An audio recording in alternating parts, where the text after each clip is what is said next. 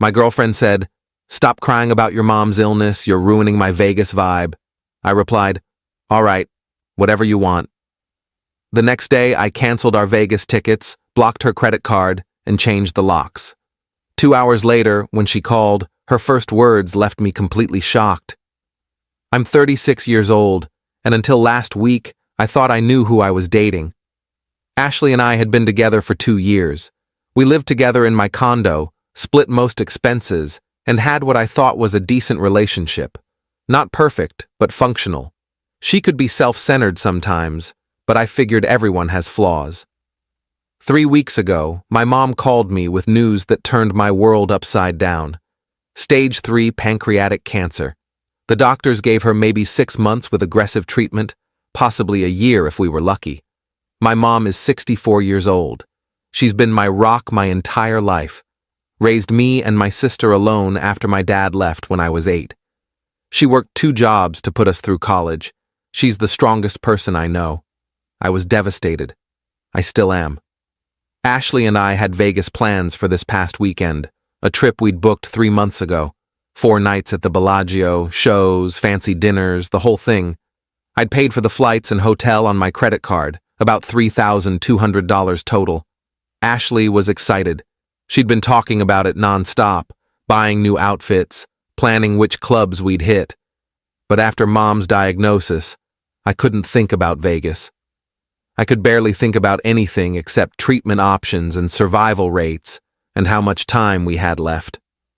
Last Thursday night, I was sitting on the couch, staring at my laptop, reading everything I could find about pancreatic cancer. Clinical trials, success stories, alternative treatments, anything that might give me hope. I'd been crying on and off for hours. My eyes were red and swollen. My throat hurt from holding back sobs. Ashley came home from work around 7 p.m. She worked in pharmaceutical sales, made decent money, always dressed sharp. She walked in, saw me on the couch with my laptop and a box of tissues, and sighed. "Are you seriously still doing this?" she asked, setting her purse down. I looked up at her. "Doing what?" "This whole depression thing about your mom. I get it, it's sad, but you've been like this for days. We leave for Vegas in 2 days, Jake. I need you to snap out of it." I just stared at her.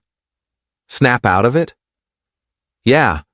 I mean, there's nothing you can do about it right now anyway. The doctors are handling it. You sitting here crying doesn't change anything." I felt something cold settle in my chest. "My mom is dying, Ashley. I know that, but she's not dead yet. And honestly, you're kind of killing the mood. I've been looking forward to this trip for months. I need you to get your head together." "Get my head together," I repeated slowly. "Yes.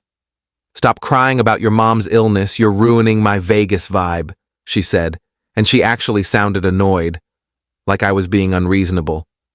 "I bought a new bikini for the pool party at Encore Beach Club.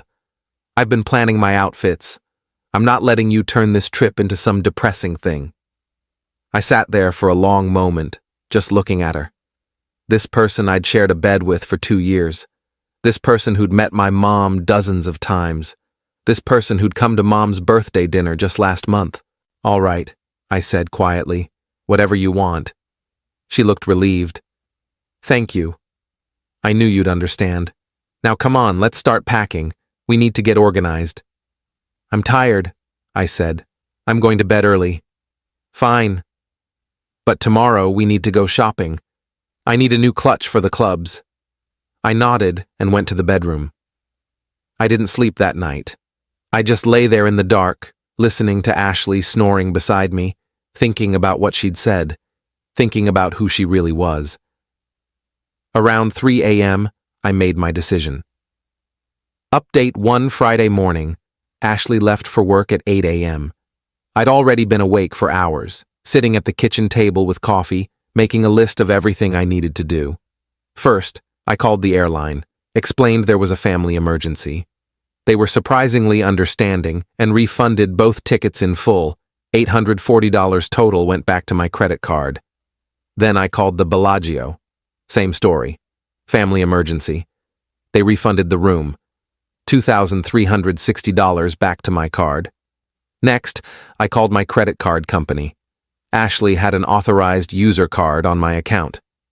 I'd added her about a year ago so she could help with groceries and household expenses. I told them I wanted to remove her from the account immediately and block her card. They did it while I was on the phone. The representative asked if the card was lost or stolen. I said, something like that. Then I called a locksmith. Told him I needed the locks changed on my condo by end of day. He said he could be there by 2 p.m. I said perfect. I spent the rest of the morning packing Ashley's things. Clothes, shoes, makeup, toiletries, everything. I had been systematic about it, using trash bags and boxes from the storage closet. I piled everything in the living room. It took me about 3 hours. At 2 p.m., the locksmith arrived. Nice guy, didn't ask questions. He changed all 3 locks, front door, garage door, and the deadbolt. Gave me 3 new sets of keys. Cost me $280, worth every penny. At 3:30 p.m., I texted Ashley, "We need to talk. Don't come home after work. I'll meet you at the Starbucks on 5th Street at 6 p.m. She texted back, "What's going on? Is this about Vegas?" I said I'm sorry if I was harsh. I didn't respond. At 5:45 p.m., I loaded all of Ashley's stuff into my truck and drove to the Starbucks. She was already there, sitting at a corner table, looking confused and irritated.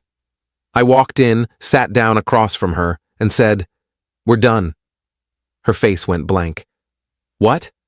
"I'm breaking up with you. Your stuff is in my truck outside.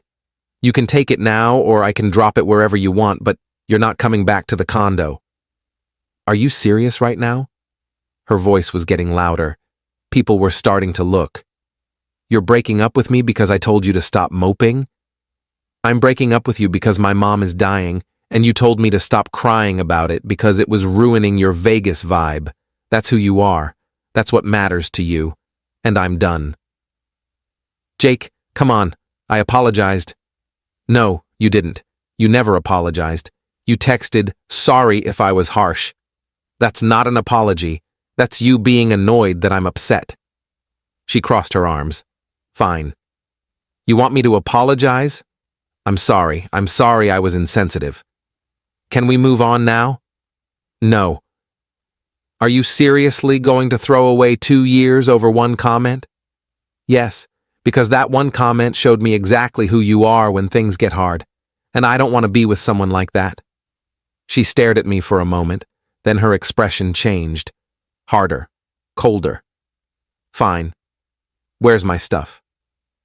"In the truck. Keys are in it. You can take whatever you want to your car." "What about Vegas?" "Canceled. Got refunds on everything." Her eyes went wide. "You canceled our trip?" "It's not our trip anymore. It was never going to happen anyway. That's incredibly petty." "Maybe. But I'm not going to Vegas with someone who thinks my grief is inconvenient." She stood up. "You know what? You're pathetic. Your mom is sick and you're using it as an excuse to play victim." I dodged a bullet. I didn't respond, just watched her walk out. She texted me 2 hours later. "My credit card isn't working." "What did you do?" I texted back, "Removed you as an authorized user." It was my card. "Are you kidding me right now?" I blocked her number. Update 2. Saturday morning, I woke up to 17 missed calls from a number I didn't recognize. Then a voicemail from Ashley's best friend, Jenna. "Jake, this is Jenna. Ashley's been calling me hysterical. She says you kicked her out with no warning, canceled her credit card, changed the locks, and canceled Vegas. What the hell is going on? Call me back. This is insane." I didn't call her back. Around noon, Ashley showed up at my condo. I watched her from the window. She tried her key, realized it didn't work, then started pounding on the door. "Jake! Open this door, we need to talk." I didn't answer. She kept pounding. "I know you're in there. This is ridiculous. You can't just kick me out." After about 10 minutes, she left. My phone buzzed a minute later. Unknown number. I answered. "You're an asshole. Ashley said immediately. How'd you get this number? I called you from Jenna's phone. Listen to me. You can't just throw me out. I live there. I have rights. You're not on the lease. You never paid rent. You don't have rights. I've been living there for 18 months. As my guest. Now you're not. This is illegal. No, it's not. I checked with a lawyer friend yesterday. You're not a tenant. You're a guest who's no longer welcome. She was quiet for a second. Then, I can't believe you're doing this. Over one stupid comment. Your mom isn't even dead yet. I hung up. I blocked Jenna's number too. Sunday, I drove 2 hours to my mom's house. She was having a good day, sitting up, eating soup my sister had made, smiling when I walked in. Hey, sweetheart, she said. Where's Ashley? We broke up, I said, sitting down beside her bed. Mom's eyebrows went up. Oh? I told her everything. What Ashley had said. How I'd ended it. Mom listened quietly, holding my hand. When I finished, she squeezed my fingers. Good, she said simply. Good? I never liked her much. Too focused on herself. But you seemed happy, so I kept my mouth shut. I actually laughed. You could have said something. Would you have listened? Probably not. Exactly. But I'm glad you saw it yourself. You deserve someone who shows up when things are hard, not someone who runs away from grief. We sat there for a while, just holding hands. My sister, Maria, came in with tea. We talked about Mom's treatment plan, about memories, about stupid things that made us laugh. It was sad and beautiful, and exactly what I needed. Update 3 Monday morning, I got an email from Ashley. Long, rambling, full of accusations and self-pity. She said I was cruel, heartless, that I'd blindsided her. She said she'd been under stress at work and hadn't meant what she said. She said I should have given her another chance. At the end, she wrote, Also, you owe me for half the Vegas costs. I was planning to split it with you. That's $1,600. Venmo it to me by Friday, or I'm taking you to small claims court. I forwarded the email to my lawyer friend, Tom. He called me laughing. She's got no case, he said. You paid for everything on your card. There's no written agreement to split costs. She's bluffing. I figured, I said. But I wanted to be sure. Even if she did take you to small claims, she'd lose. And it would cost her more in filing fees than she'd get back. She's just mad. I wrote back to Ashley. No. You're not entitled to anything. Don't contact me again. She wrote back, Fine. But everyone's going to know what you did. How you kicked me out while your mom is dying. How you used your mom's cancer as an excuse to be vindictive. People are going to see who you really are. I didn't respond. Tuesday, I found out she'd made good on her threat. She posted on Facebook, a long, dramatic post about how I'd cruelly abandoned her and used a family tragedy as a weapon. She painted herself as the victim, said I'd kicked her out with no warning, said I was emotionally abusive. The comments were mixed. Some people believed her. Some people asked for my side of the story. Some people just stayed out of it. My sister called me. Did you see Ashley's post? Yeah. Want me to respond? No. Let her have her tantrum. People who matter know the truth. But Maria responded anyway. She wrote, Ashley told my brother to stop crying about our mom's terminal cancer because it was ruining her Vegas vibe. Just so everyone has context. The comments shifted after that. People started asking Ashley if it was true. She deleted the post an hour later. Update 4. It's been 3 weeks now. Ashley hasn't contacted me again. I heard through mutual friends that she moved back in with her parents temporarily and is looking for her own place. My mom started chemo last week. It's brutal. She's exhausted, nauseous, losing her hair. But she's fighting. My sister and I are taking turns staying with her, helping with appointments, making sure she's eating. Last Saturday, I was at Mom's house making dinner when someone knocked on the door. I opened it to find Ashley standing there looking smaller somehow, nervous. "What are you doing here?" I asked.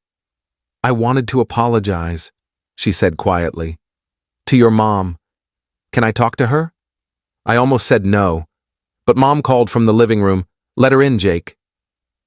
Ashley walked in slowly. Mom was on the couch, wrapped in blankets, wearing a scarf over her head where her hair used to be. Ashley started crying the moment she saw her.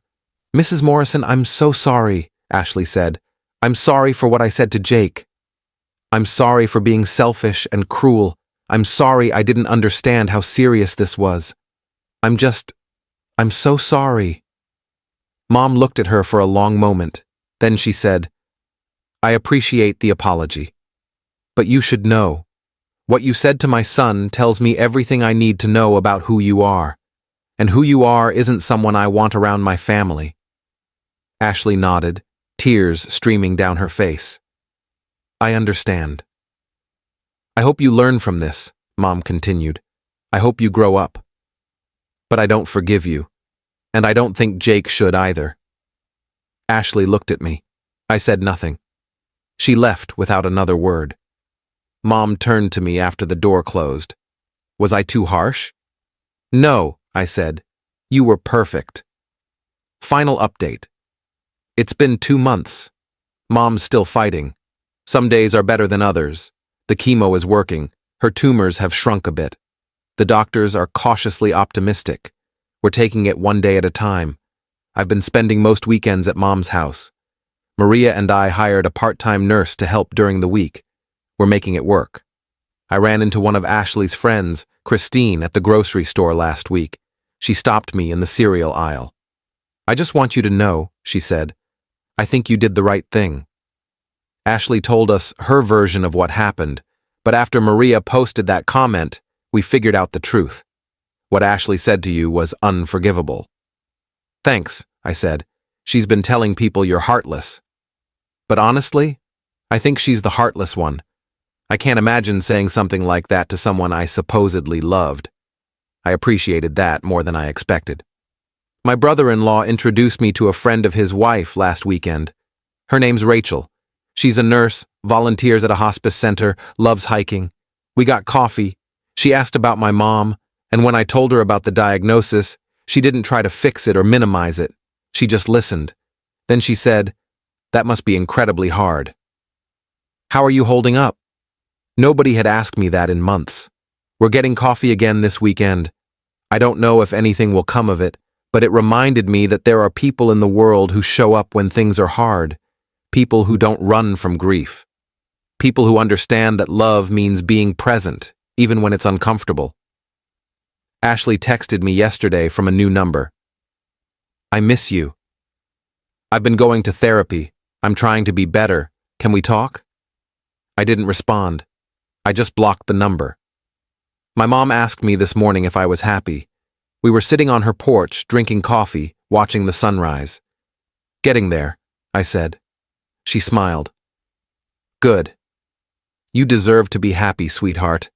And you deserve someone who sees your grief and doesn't run away from it." "Like you," I said. "Like me," she agreed, "but healthier." We both laughed. I don't know how much time I have left with my mom. Could be months, could be a year, could be longer if we're incredibly lucky, but I know I'm spending it with people who matter, people who show up, people who love me even when I'm broken, and that's enough. Edit 1. A few people have asked why I didn't give Ashley another chance after she apologized to my mom. The answer is simple. Her apology was for getting caught being cruel, not for being cruel in the first place. If I hadn't broken up with her, she never would have apologized. She would have dragged me to Vegas, complained the whole time that I was bringing her down, and resented me for grieving. That's not someone I want in my life, especially not during the hardest time I've ever faced. Edit 2. Mom read this post. She laughed and said, "You made me sound way cooler than I actually am." Then she made me promise to bring Rachel by next weekend so she can approve her. So that's happening.